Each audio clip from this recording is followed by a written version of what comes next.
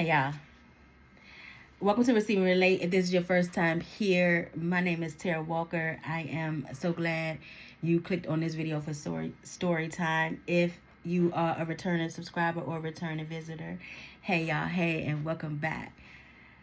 So this one isn't going to be long. This video isn't going to be long at all. I just wanted to insert this in here because this will be the beginning of, well, I wouldn't say beginning of people monitoring spirits and people watching me. I wouldn't say the beginning. People have been watching me all my life. But I'm talking about in terms of the first marriage, you know, how people, I just always been watched, like always been a target, you know. It comes with the call of my life. I know that now. Back then, I didn't understand it. I didn't know why people always wanted to know what I was doing. Always wanted to know where I was, who I was with. I didn't understand it then, but I know now, right? Now I know how to pray against monitoring spirits. I had an incident that happened just today. I won't go into it right now, but this person is relentless trying to figure out my life. But anyway, so this episode is about me going to. So I went to a party of a person I used to hang with or whatever, and it was their birthday party. And I had remember, like, on if you haven't watched it, go back and watch it. The last episode and the episode before that. But what you need to do if you are new, I really would encourage you to binge watch the whole series like it's Netflix. Okay, I always say that because you need to learn the foundation, how I met my ex-husband, all that stuff, you know what I'm saying, to help you understand up to where we are now. So I, at this point, you know, I have my new vehicle now, you know, my new truck, because I totaled the car. And I said, like I said before, I took my keys back. I started, you know what I'm saying, stop allowing him to control every part of my life. I started going out. I'm dealing with the drummer and everything I told y'all about.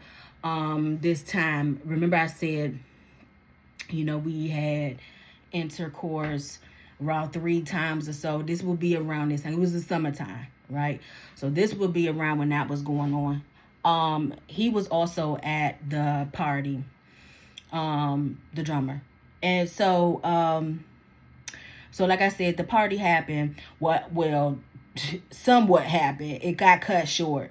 The person who threw the party for the person whose party it was for got like mad dumb drunk, you know. I think they were drinking before everybody arrived, and I don't know what they drank, but they got stupid drunk and literally mad drunk because they kicked everybody out. They got mad. It was like, get out of my house, you know. The person kicked everybody out the house, so the party got interrupted sooner than it should have been. But nonetheless, I had taken off my wedding ring there. I was in this place where I didn't care. I felt like I was still in bondage, but I felt like I was in freedom at the party because he was not there. And so mentally, I'm thinking I'm free, but I still wasn't free. I was definitely still in bondage in this marriage, because I still had to go back home to him. But what was going on during this time also was I began to start building what I thought was a bond with my work supervisor. And I began to start revealing, we would have like breaks outside, we would eat lunch together. And I started revealing to her, because I just used to be, I am a transparent person, but back then, remember I said I didn't know about monitoring spirits and stuff like that back then. I just used to be very, if you talk to me, I just was very vocal. And I believe a lot of times I've overshared to the wrong people, you know, unknowingly. I'm a lot better about that now. But she seemed to be a person of a concern, and I say seemed to be because I'll have to reveal that story later on, what happened with me and the supervisor and the job itself. But I started revealing to her little bits and pieces of what I was going on at home. Because remember, I said I didn't really have, you know, except for the one person house I went to when I ran away to, But then she began to start acting a little shady towards me. So I kind of stopped, you know what I'm saying, giving her too much. I didn't have like friends and stuff at the time. So I didn't have people that I really wanted to divulge everything to. And she didn't know me. She didn't know my friends. So I think that's what made me a little bit more. I mean, she didn't know my circle, you know, past, present. And so I think that's what made me a little bit open to sharing more with her about what was going on. So that was my work supervisor. Put a pin in that. So, cause that's gonna carry over to the next episode that I give y'all. But for this episode, back to the party, like I said, you know what I'm saying, I pulled my ring off. I was just like, listen, I'm single tonight and stuff like that. Now, no, I should not have done that, no matter what was going on with me, but that's what I did, okay? I'm telling my story, okay? But yeah, like I said, the party got cut short. Now, what happened was, I think it might have been the next day, or maybe a couple days later, my ex-husband and I got into an argument of many, right? And guess what he said? He said it got back to him that somebody that was at the party said, I know Tara got home late because that party was late. So it was somebody at the party that knew my ex-husband.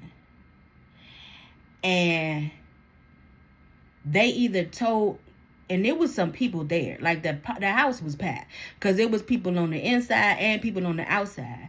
And I don't know that I saw every single person there. Remember, I mean, it probably was supposed to start, let's say it was supposed to start at like, and I'm really, guess this was so long ago. Let's say it was supposed to start at 8 o'clock. Generally, really, it didn't start until 9, you know what I'm saying, 10-ish. Maybe it started at 7, maybe. You know what I'm saying? But it didn't really start till a couple hours later, because that's when people arrived. You know what I'm saying? Nobody arrives right at. I was there a little bit early because one of my friends that was there pulled my hair up for me. Yeah, so I was there a little bit early. But most people didn't really arrive to maybe like an hour and a half later. But the way the person made it seem like we left at like 2 in the morning. No, incorrect, because it got interrupted early, you know. But somebody ran. So like I said, somebody either told somebody he knew, or they told him directly. Like I said, I don't know everybody that was there. And he brought it up. He was like, yeah, I heard you went to a party, somebody said. And then he told me what was said. And I was just like, yo, why are people watching me so hard? Like, why you so pressed? Because they was like, yeah, I know she got back late because I was there. I was at that same party. And I went on social media because I used to do this, okay? I used to do this before the Lord told me, daughter, you ain't got to fight your battles. I used to fight him on social media sometimes. And I went on social media and I said whoever was at that party, and went back and told my husband or whatever, I was at that party, I don't even know why you was pressed to do that, because I told her myself I was there. And I did. I was there. I did. I went to a party. I did. But you being pressed to tell my business or whatever, you show your face. Tell me who you are. But of course, ain't nobody come forth, of course. But the reason why I put that in there, because I wanted y'all to see how the shift with me started happening, where, sorry, there's a siren in the background. Okay. How I started, like, I was in this I don't care mode no more. You know what I'm saying? Just trying to fill a void, hurt. Shouldn't have been mad at nobody but myself, because I'm the one that said I do. Okay. I'm the one, that ignored the red flags. So, speaking of ignoring the red flags, that's the end of this episode. But what I want you to do, if you are in a situation, or if you have been in this situation, I want you to not ignore the red flag. So I created an ebook, and I will pin it in the comments below. And the ebook shows you how to recognize the red flags, how to not avoid them, recognize traits, set boundaries, and also heal from these narcissistic relationships so that you can break the cycle. So we don't continue to keep allowing these narcissistic relationships or people in our lives. Because also I I try to remember to say this, you know, they're not just in relation. Narcissistic people are narcissistic people. It's just a spirit. You know, it doesn't necessarily have to be in a relationship with boyfriend, girlfriend, husband, wife, whatever have you. It could be in co-workers. It could be in friendships.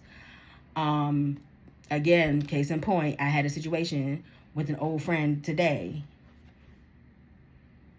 Okay. Narcissist keeps trying to find out about me. Cut this person off 2 years ago. Okay. But anyway, so yeah, that's it for this episode. I told y'all this one was going to be quick and to the point, short and to the point. Drop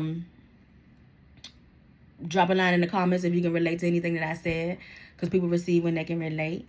Yeah, and that's it. I love you, but know that God loves you more. Don't forget to click the link in the bio.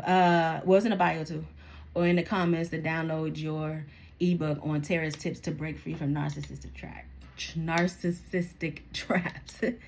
I love you, but know that God loves you so much more.